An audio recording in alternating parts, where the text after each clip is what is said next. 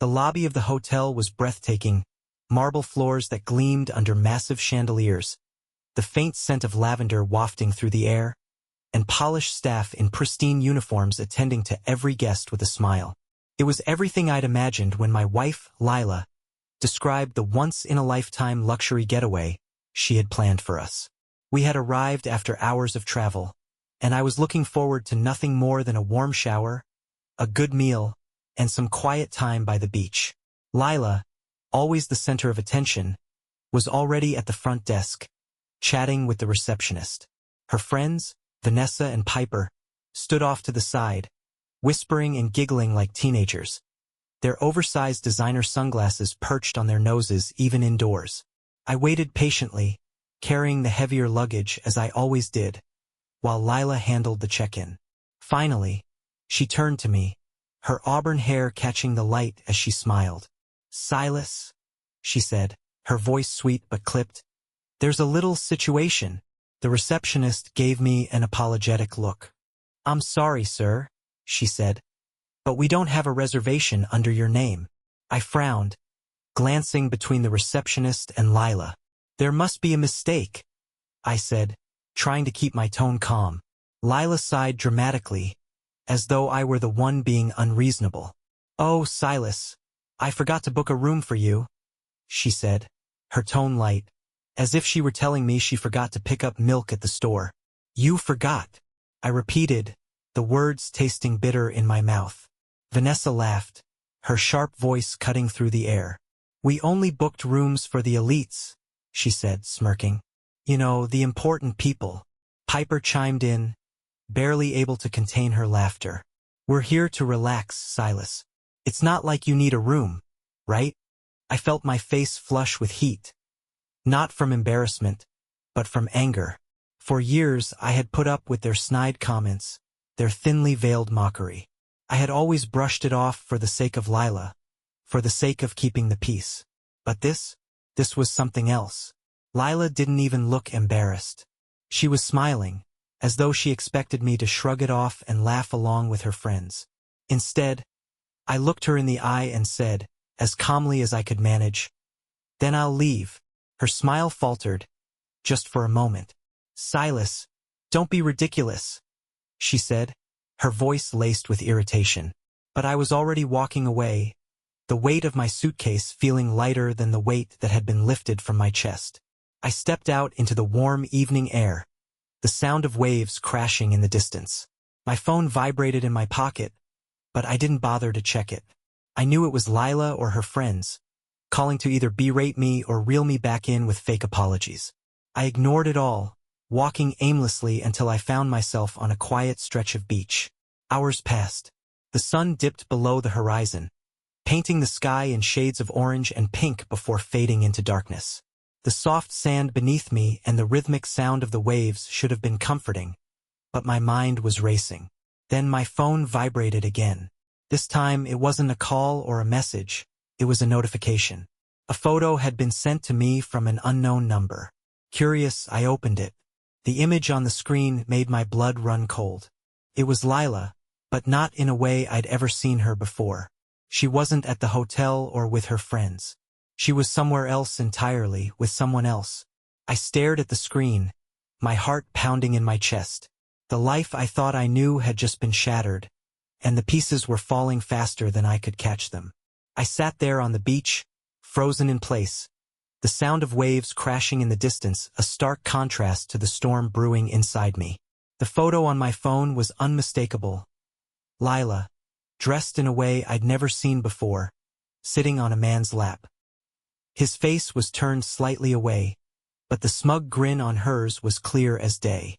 They were in some dimly lit lounge, drinks in hand, her body leaning into his as though she belonged there. The sender's number was unrecognizable, but the message attached to the photo was even more chilling. "You deserve to know the truth. There's more if you want it." For a moment, I wondered if this was some cruel prank. But deep down, I knew better. The way Lila had been acting over the past few months suddenly made sense.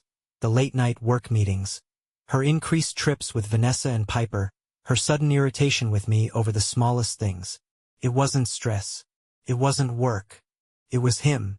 I stared at the phone, my hands trembling. I could feel the rage bubbling inside me, but I swallowed it down. There was no use in reacting now, not without knowing the full story. I typed a quick reply to the unknown sender. "Who are you? What else do you know?" The response came almost immediately. "Meet me in the lobby bar. Alone."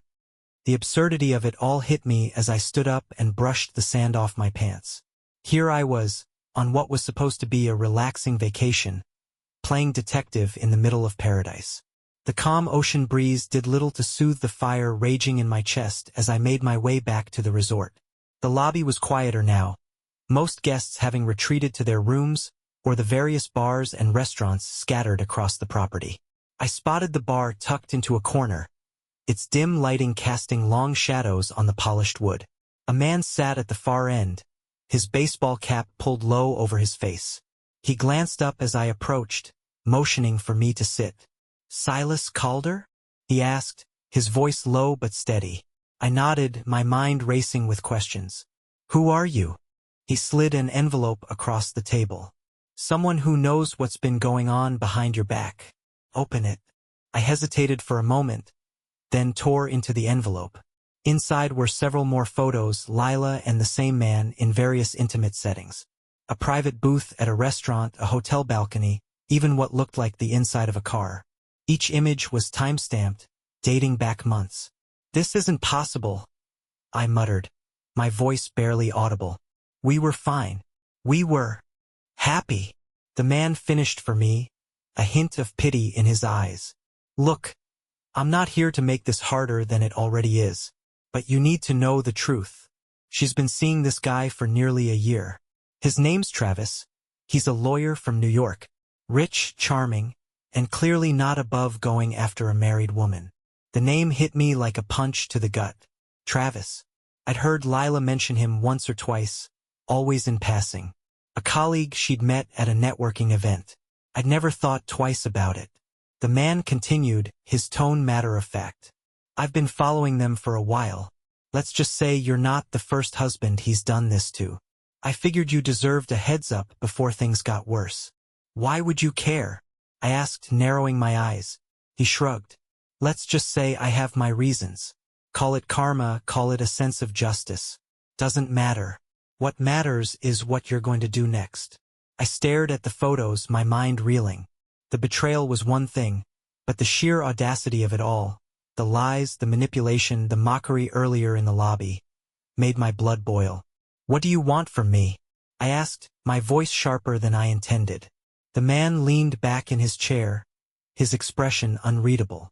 "Nothing. This isn't about me. It's about you. You have a choice to make, Silas. You can confront her, let her twist the story and play the victim. Or," he paused, his eyes meeting mine, "you can hit her where it hurts." I didn't respond. Couldn't. My mind was already racing with possibilities, each one darker than the last. "Think about it," the man said, standing up. "When you're ready to do something, give me a call."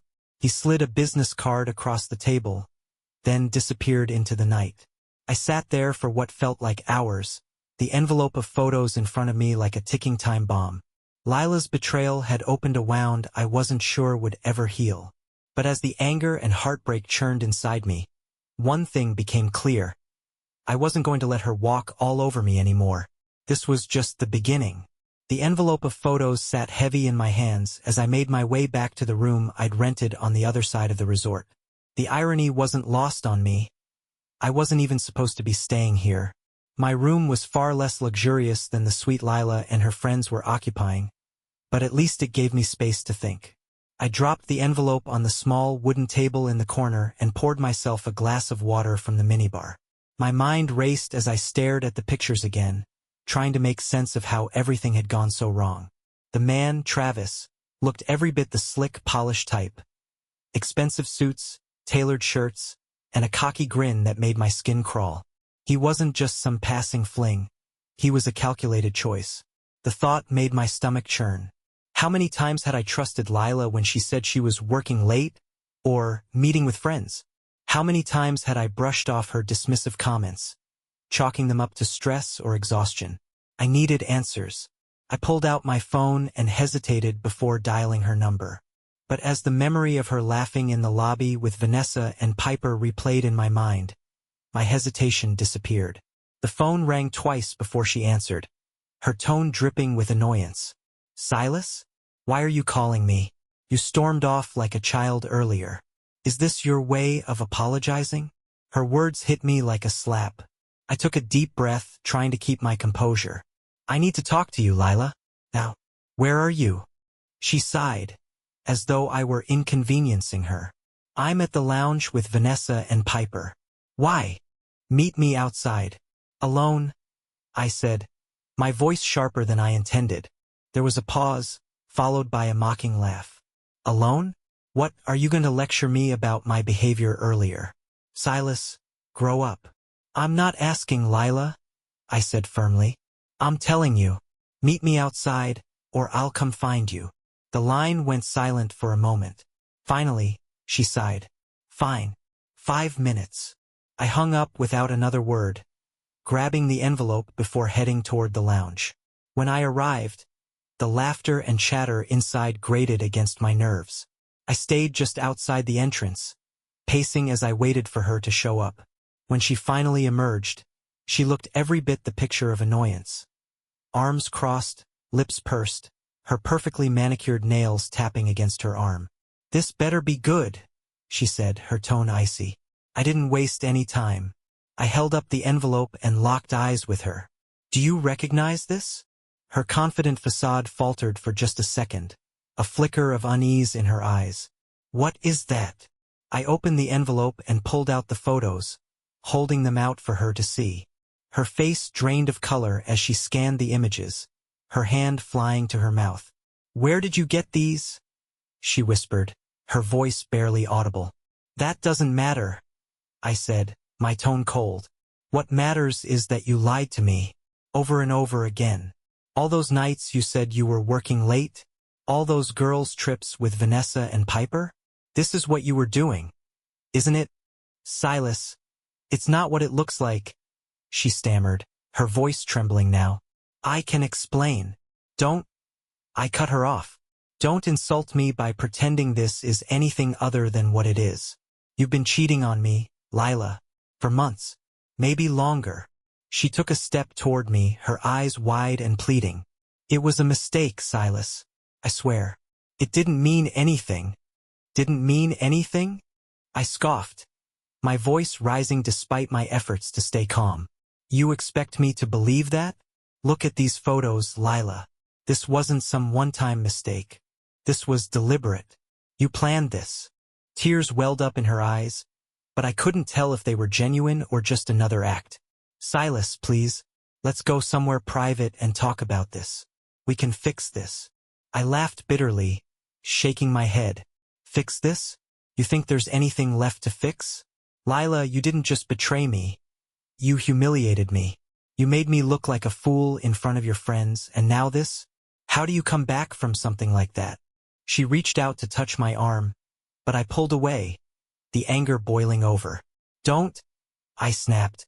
"Don't touch me. I'm done, Lila. I'm done being your punching bag, your safety net, your backup plan. You've made your choices. Now you have to live with them." Her tears were flowing freely now, but I didn't care. I turned and walked away, leaving her standing there in the dim light of the resort's entrance. My phone buzzed in my pocket again, but I ignored it. For the first time in years, I felt like I was finally taking control of my life. What I didn't realize was that the storm was far from over. The quiet walk back to my temporary room felt heavier than I could have imagined. The weight of my confrontation with Lila hung in the air, yet a strange calm settled over me. I had stood my ground. For once, I didn't let her twist the narrative or bury me under her excuses. But even as I relished that small victory, I knew this wasn't over. When I reached my room, I noticed the blinking red light on the hotel phone indicating a voicemail. My cell phone had been buzzing nonstop since I left Lila at the entrance of the lounge, but I hadn't bothered to answer. Curious, I pressed the button to listen. It was her voice. Shaky, desperate, but laced with something else. Something I hadn't heard before. Silas, please pick up. I don't know what you think you saw, but it's not what you think. Just come back to the room. We need to talk. She hesitated, and then her tone shifted, colder now. You're making a scene and it's embarrassing. You're better than this. I slammed the phone down before the message ended. Her tears, her desperation, they were just another act. She wasn't sorry for what she'd done. She was sorry she'd been caught. I paced the room, my mind racing. The envelope of photos sat on the small desk in the corner, taunting me with its cruel revelations. I couldn't stop looking at them. Each image was another dagger in the heart of the life I thought I'd built with her. And yet, there was still a piece of the puzzle I didn't understand. Why now? Why had someone decided to send me those photos? And who was the mysterious man who had handed me that envelope in the bar? As if on cue, my phone buzzed again. This time, it was a text from the same unknown number that had sent me the first photo. She's hiding more than you know. If you want answers, meet me at the pier in 20 minutes. The pier. It was a quiet spot on the edge of the resort, far from the bars and restaurants. The kind of place where people went to avoid being seen. I didn't hesitate. Grabbing the envelope, I shoved it into my bag and left the room. The night was cool, the sound of the waves growing louder as I approached the pier. It was nearly deserted, save for a single figure standing at the end, leaning against the railing. He turned as I approached and I recognized him immediately. It was the same man from the bar. You're persistent, I said, my voice steady despite the anger simmering beneath the surface. He smirked, pulling his baseball cap lower. And you're curious. That's why you're here. Cut the games, I snapped. If you have something to say, say it. He reached into his pocket and pulled out a USB drive, holding it up between two fingers. This, he said, is everything. Texts, emails, videos, proof of just how far this goes. I stared at the drive, my heart pounding. Why are you doing this? Let's just say I have a vested interest in bringing Travis down, he said cryptically. Lila? She's just collateral damage. But you deserve to know the truth. And what truth is that? I asked, my voice rising. That my wife's been sleeping with some rich jerk? I already know that. He shook his head. It's bigger than that, Silas. Travis isn't just some random guy. He targets women like Lila, women with power, influence, or connections. He seduces them, uses them, and then destroys them. Your wife isn't the first, and she won't be the last. I clenched my fists, the pieces of the puzzle starting to click into place. Why does he do it? For leverage, blackmail, control, the man said, his voice grim. And Lila? She's been helping him. She's not just cheating on you, Silas. She's been playing you. The words hit me like a punch to the gut. What do you mean, playing me? He hesitated, then handed me the USB drive. Watch this. It'll explain everything. But be ready. It's not going to be easy. Before I could say another word, he turned and walked away, disappearing into the shadows. I stood there for a long moment, the USB drive clutched in my hand. Part of me wanted to throw it into the ocean, to walk away and never look back. But I couldn't. I had to know the truth, no matter how much it hurt. Back in my room, I plugged the drive into my laptop. What I saw made my blood run cold. Emails between Lila and Travis, discussing me as if I were some pawn in their twisted game. Videos of them together, laughing about how easily she had manipulated me. Plans to siphon money from our accounts, to leave me with nothing while they lived out their fantasy life. It wasn't just betrayal. It was calculated, deliberate destruction. As I sat there, staring at the screen, a single thought consumed me. This wasn't over. Not by a long shot. The silence of the room was suffocating as I stared at the screen. The USB drive had revealed more than I was prepared to handle. Each video, each email, painted a clear picture of how deeply Lila and Travis had plotted against me. They weren't just having an affair. They were systematically dismantling my life. The emails were the worst. I read message after message where Lila described me in humiliating terms. He's so naive, Travis. Silas believes every word I say. Honestly, it's almost too easy. Don't worry. Once we've got the accounts cleared, I'll handle the rest. He won't know what hit him. I felt sick. This wasn't the woman I had married. This wasn't the woman I had loved for years. This was someone else entirely, a stranger wearing Lila's face. I couldn't stop watching. Then I opened one video file, timestamped just 2 weeks ago. It showed Lila at our home on the phone with Travis. She was laughing, her voice dripping with disdain. The accounts are linked, Travis. It's all there, his savings, the emergency fund, even the retirement plan. By the time he figures it out, we'll be long gone. I slammed the laptop shut, unable to listen any longer. My hands were shaking, the rage boiling over. They had planned to ruin me, to steal everything I had worked for. And Lila, she was enjoying it.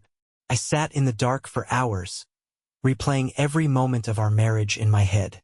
Had I missed the signs? Was she always like this, or had something changed along the way? It didn't matter anymore. What mattered was that I had the proof, and I wasn't going to let them win. As dawn broke, a new determination settled over me. I wasn't just going to walk away from this.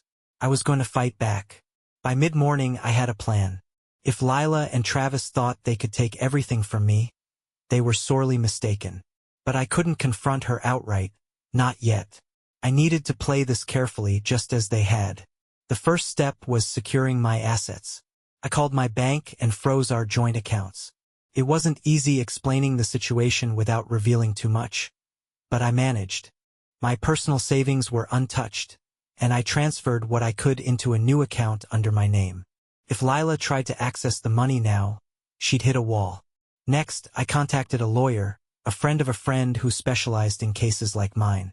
When I told her what I had discovered, she didn't sugarcoat her response. "Silas, this is bad. But you've got the upper hand now. That evidence you have is gold. Use it." She guided me through the steps I needed to take. Gathering more proof, documenting everything, and preparing for the inevitable confrontation. It was a long process, but it gave me a sense of control that I desperately needed. By the afternoon, I was ready for the next phase. I needed to see Lila face to face, to gauge her reaction and gather more evidence if possible. But I wasn't going to let her know I was on to her. Not yet. I found her by the pool, lounging with Vanessa and Piper as if nothing had happened. The sight of her laughing and sipping on a cocktail made my stomach turn, but I forced myself to stay calm. "Lila," I said, approaching her. She glanced up, startled, but quickly masked it with a smile. "Oh, Silas, there you are. I was wondering when you'd show up." Vanessa and Piper snickered, their smug expressions only fueling my resolve. "Can we talk?" I asked, my tone neutral. "Now?" she said, feigning annoyance. "I'm kind of in the middle of something." "It won't take long," I said, my eyes locking with hers. For a moment, she hesitated, but then she stood, brushing off her sarong. "Fine," she said, following me to a quiet corner of the resort. "What's so important?" I looked at her, studying her face. The woman I had once trusted with everything now felt like a stranger. "I just wanted to clear the air about last night," I began, keeping my tone light. "You seemed upset after our conversation." She blinked, clearly caught off guard by my approach. "Well, you were acting a little dramatic," she said, crossing her arms. "But I suppose we can move past it." I nodded, forcing a smile. "Of course. Let's move past it." As I spoke, my phone buzzed in my pocket. I glanced at the screen and saw another message from the unknown number. "Keep her talking. She's about to slip." I kept my face calm, even as my phone buzzed again in my pocket. Whoever this mystery informant was, they clearly knew more than I did. But right now I had to focus. Lila was watching me, waiting for me to give away something. Anything. "You know," I said, leaning casually against the stone railing of the quiet resort path, "I've been thinking about us lately, about how we got here. 7 years of marriage. It's a long time." Lila softened her stance, likely thinking I was backing down. "It is," she said, her voice dripping with faux sincerity. "And we've had our challenges, Silas, but we've always come through stronger. Haven't we?" I nodded slowly, pretending to mull over her words. We have. And yet, I feel like there's been this distance between us lately. I don't know. Maybe I've been imagining it. She shifted uncomfortably, glancing toward the pool where Vanessa and Piper were lounging. Silas, I really don't have time for this right now. If you want to talk about our feelings, can it wait until we're home? Sure, I said casually. But there's just one thing I can't stop thinking about. She sighed heavily. And what's that? I locked eyes with her, letting my words hang in the air for a moment. Travis. Her entire body stiffened. It was subtle, just a flicker of panic in her eyes and a tightening of her jaw, but I caught it. Travis? She said, feigning confusion. Who's Travis? I tilted my head, studying her. Come on, Lila. You mentioned him before, didn't you? Some colleague from New York? Or maybe he's more than that. Her fake smile wavered, and I could almost see her mind racing to come up with an explanation.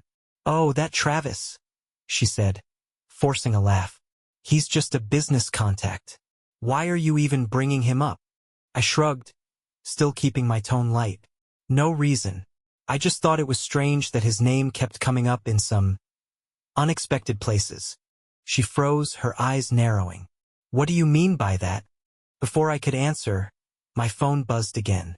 I glanced at it briefly, seeing another message from the unknown number. Push harder. She's close to cracking. I turned back to Lila, my patience thinning. You tell me, Lila, why don't we start with the emails? Or maybe the videos? Her face went pale, and for a moment, she didn't say anything. Then, like a switch flipping, she went on the defensive. What are you talking about? She demanded, her voice rising. Are you spying on me, Silas? Is that what this is? I'm not spying, I said calmly.